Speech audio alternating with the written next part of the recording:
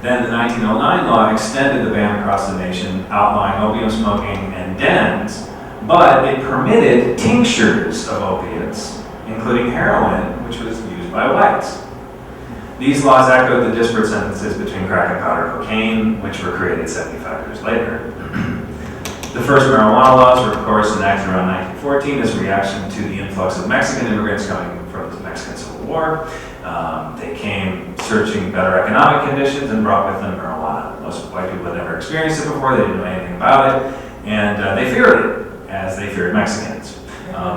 A Texas lawmaker, while trying to get the first marijuana laws passed, said, quote, "All Mexicans are crazy, and this stuff is what makes them crazy."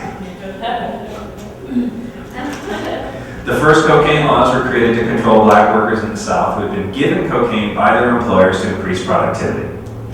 They adopted it as a cultural practice, and we can assume it was fueled by a certain measure of dependence.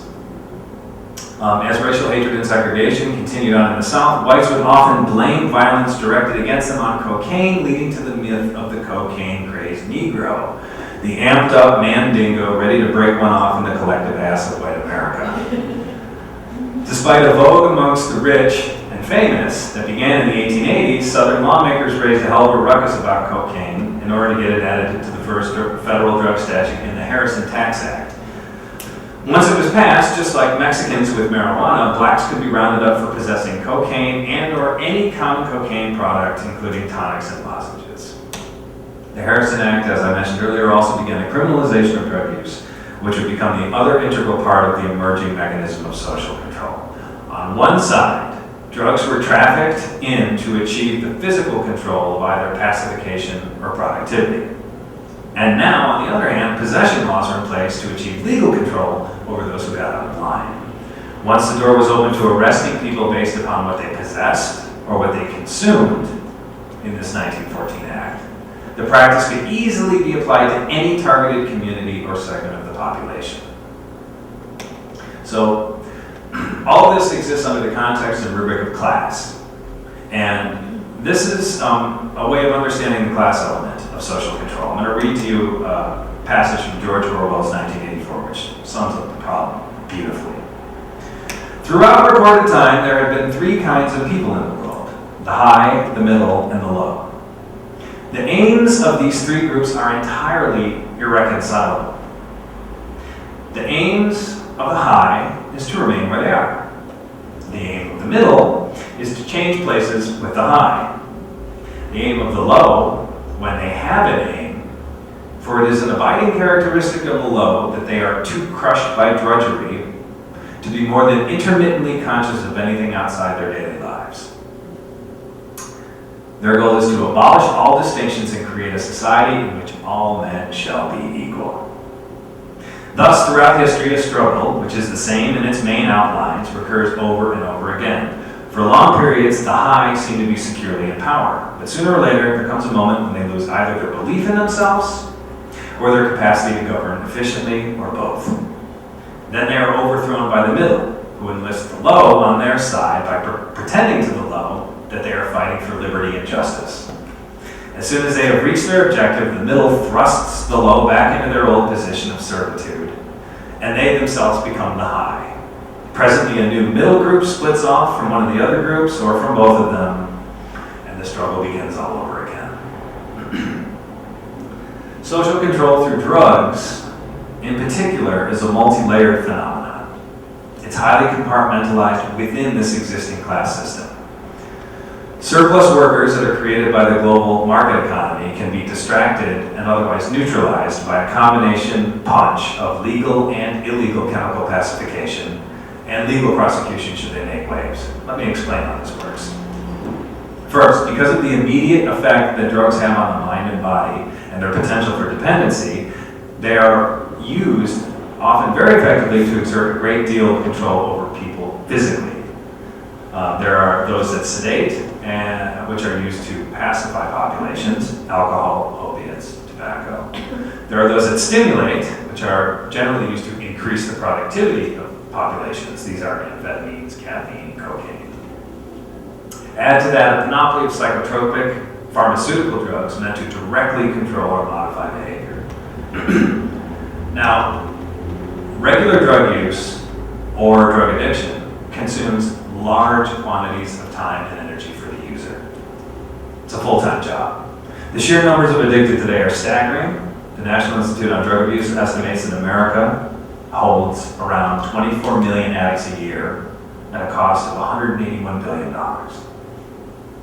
This also makes the United States the world's most addicted society, according to a report that was released this year from the World Health Organization. Of those that are lucky enough to get treatment, half will go back to heavy use, and 90% will suffer brief or episodic relapses for the rest of their lives. It's a miserable failure any way we look at it. Subsequent layers of control are then exerted through the legal system and the culture that it either fosters or rewards. By criminalizing some substances while legally regulating others and creating social pariahs out of those who violate those laws, certain potentially troublesome sectors of the population can be controlled, while the more law-abiding and manageable can be plied or manipulated. The more educated and ambitious middle classes can be kept away from, quote, dangerous thinking, which is another word of saying challenging the status quo, by keeping them away from substances that foster that type of thinking, namely visionary and psychedelic plants and substances like ayahuasca, LSD, marijuana, peyote, psilocybin, and DMT. These are mostly generally safe, and most of them have been used for millennia, as most of them are naturally occurring compounds. By criminalizing these substances, control is exerted over non-violent, non-competitive, anti-consumer sentiment, as well as figuring out how to control what one learns and how one learns it. This practice is often referred to as cognitive liberty.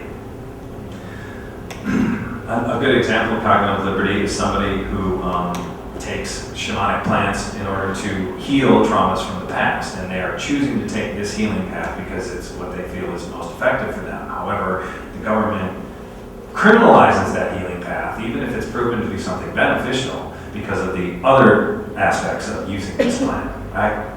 So in this sense, there is no liberty in the ability to learn or grow. So cognitive liberty becomes shut down in that regard. The last layer of control is the most intentionally wicked. Not surprisingly, it's also the one that the white public, or the affluent public, has the hardest time accepting, which is that drugs and the chaos that the drug trade can unleash can be deliberately dropped into a community to divide it, decimate it, and subjugate it. This is, as we know, has been a recurring allegation plaguing the CIA. We know that the CIA worked with the mafia and turned a blind eye to the heroin trade because it was mostly concentrated in black ghettos. Coincidentally, this arrangement began in the post-war era, just as blacks were beginning to make serious noise about civil rights. We went and fought for this country so that the world would stay free, and we come home and we're not free. So, when am I going to get mines, right? Although Gary Webb was the first journalist to physically connect the CIA to the crack trade, if you ask around in the black community, if you inquire amongst black writers and historians and activists, you'll hear these stories and more. Black folk know the government from the beginning have targeted them. These same stories of infiltration and sabotage come from anywhere, but they happen to anybody who gets too close to the truth or who demands too much change. So in many respects then, particularly since the late 60s, the war on drugs has been a backlash against the activism of the 60s and against the growing threat of organized political rebellion and the culture of disobedience and disrespect that fed it. Nowhere has that been seen more than in the black community, who were viewed by the US government as the greatest danger to the established order. As I mentioned before, between 1964 and 1968, there were 37 major riots in American cities.